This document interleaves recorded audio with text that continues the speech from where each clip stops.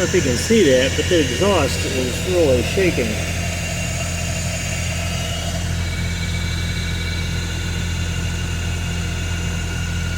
Huh.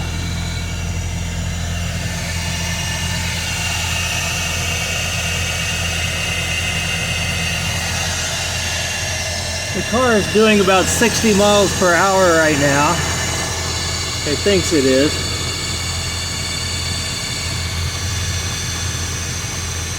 And for all the world, it looks like the problem is the exhaust. The differential is solid as a rock. The axles are good.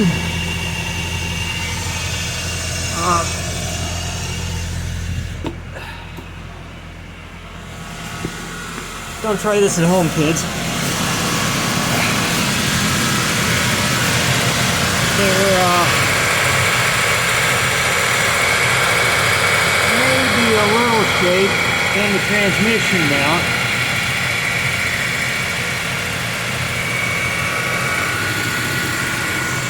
I can feel